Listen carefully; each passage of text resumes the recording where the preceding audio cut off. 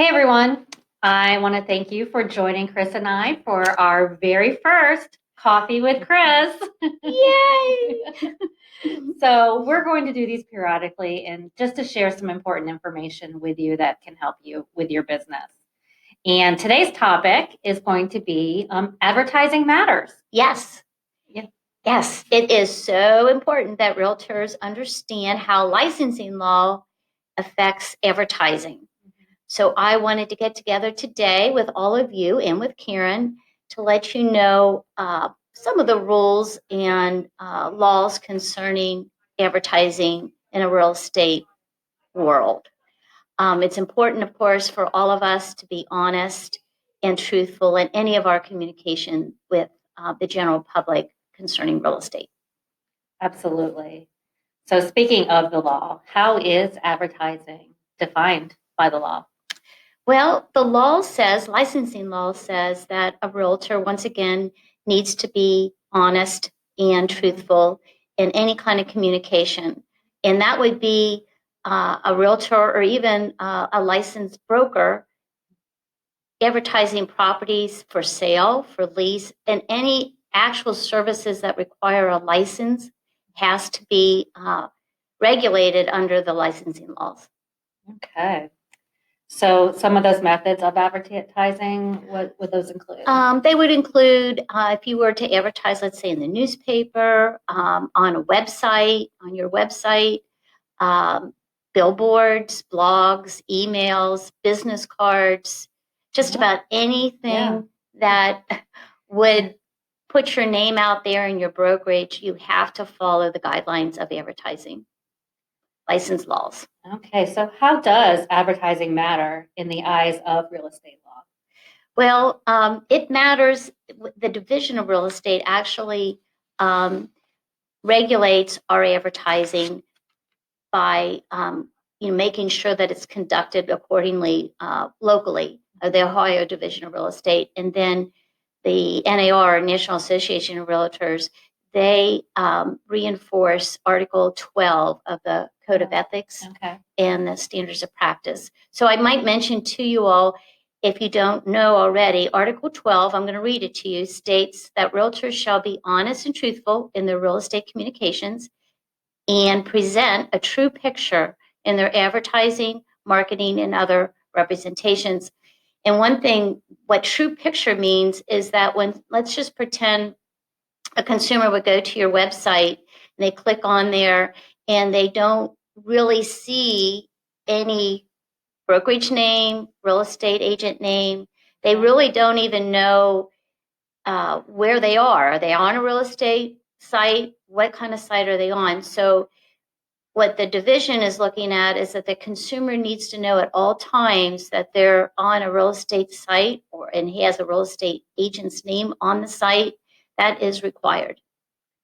So that kind of sounds a lot like using the word prominence. I hear you use the word prominence a lot when you're discussing things such as advertising. Yes. So what you're kind of getting into here is how important it is that we be able to see who they are represented by. Yes, that something is in place. And then also, in reference to that, Karen, the prominence rule is that the agent's name, or I shouldn't say that, the brokerage name needs to be the same size or greater than the agent's name. Okay.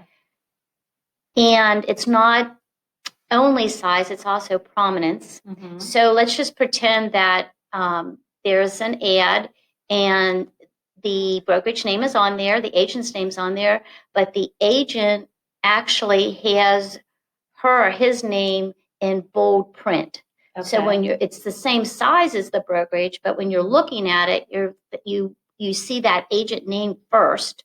Mm-hmm. It's more prominent, even though it's the same size. So it's not only the size piece, but it's also, I guess you could call it recognition. Okay. So you can't have, and this is licensing law, you can't have the agent's name more pronounced, let's say, than the brokerage name. Okay, good. And I know that there is a list of rules that realtors have to follow. What are a few of those rules? Well, a few of them, as we've already mentioned, is that any kind of advertising or communication by a real estate agent, the name of that agent and the brokerage absolutely has to be on that advertisement, communication, any kind of marketing. Both of those, the name of the agent and the brokerage, is a must. The prominence rule applies to all advertising. The agent, if let's say there's a team, there has to be one member of the team's name under the team name on the advertising. If you have an unlicensed assistant and that person is in the ad, you must state that person's name and also that they're unlicensed. That's part of licensing law with advertising.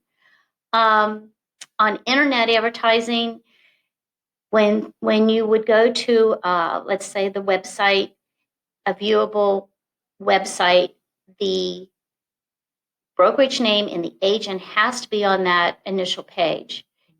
If for some reason there's not enough room to put the name of the brokerage, let's say, or the agent's name, then you have to set up a link so that the general public, the consumer, can get to that link to see that this is a real estate page and that there's a realtor involved here. So just be careful of that anything that's advertised, even if you're advertising on Facebook, you need to put your name and your brokerage name. And one other thing under advertising, if you have information on your website that's either outdated or expired, you have 14 days to change that from the date that it expired or was outdated. So all of these things are being watched by the division, and we really need to comply with the rules, and we all need to help each other comply. That's very important. So speaking of complying, who is responsible for the compliance with all of these rules, Chris? Well, believe it or not, the broker is.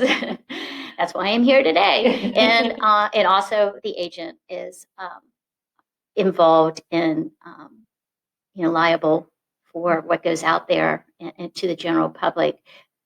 The division's always looking at this consumer's behalf and just wants to make sure that the consumer understands who we are and that we are associated with a certain brokerage.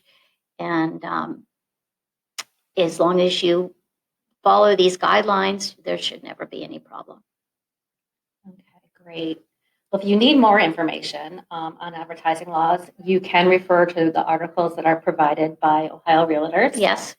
And just in this conversation alone, you've taught me a thing or two that I didn't already know good. about advertising laws. So that will just help me help the agents, and we can look out for each other when we see something that's not quite right, so Yes.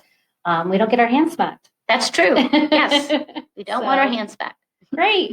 Well, thank you, Chris, for taking time out of your busy schedule to help educate all of us on advertising. You're so welcome. My pleasure. Thank you. Have a good day. You too. See you next time.